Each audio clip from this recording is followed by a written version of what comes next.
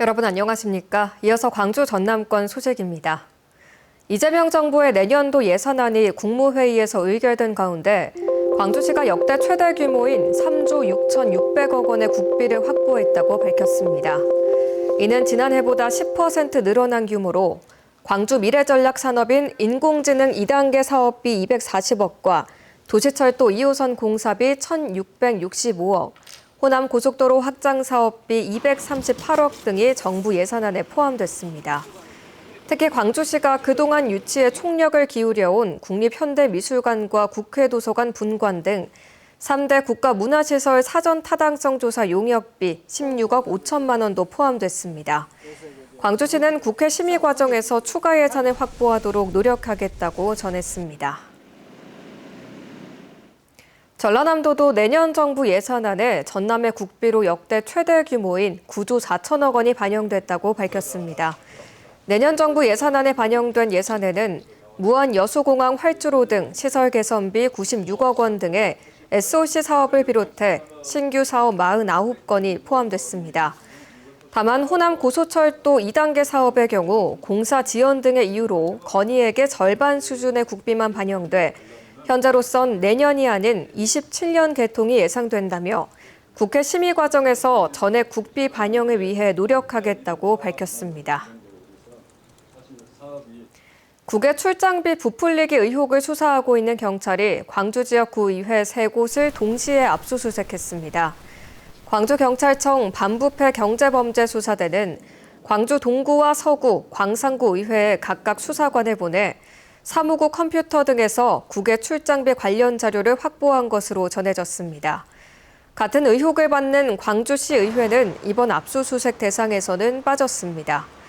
앞서 국민권익위원회는 지방의회 국외 출장을 점검하는 과정에서 항공권을 위변조해 실제 경비보다 부풀린 사례 400여 건을 적발하고 수사를 의뢰했습니다.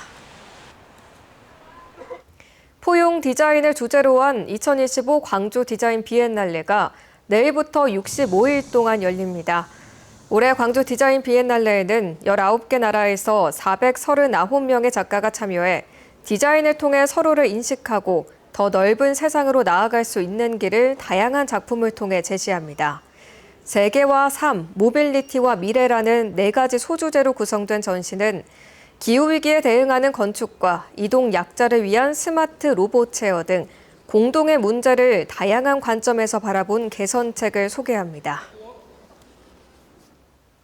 오늘 낮 보성군 문덕면 서재필 기념공원에서 독립신문 창간과 독립협회 창립에 앞장선 송재 서재필 선생 기념공원을 조성한 김중채 서재필 기념사업회 이사장의 흉상 제막식이 열렸습니다.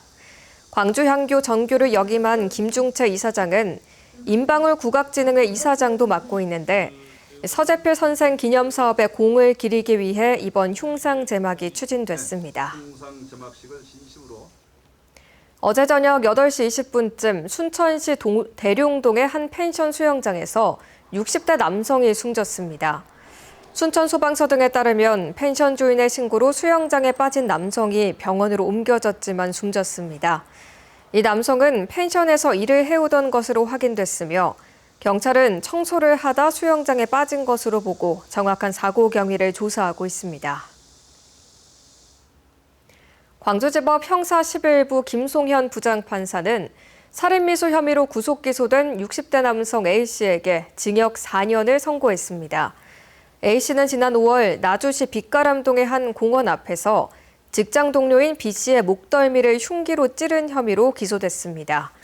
환경미화원인 A씨는 다른 동료들이 지켜보는 가운데 자신에게 주먹을 휘두른 B씨에게 앙심을 품고 이튿날 출근길에 흉기를 준비해 범행을 저지른 것으로 드러났습니다.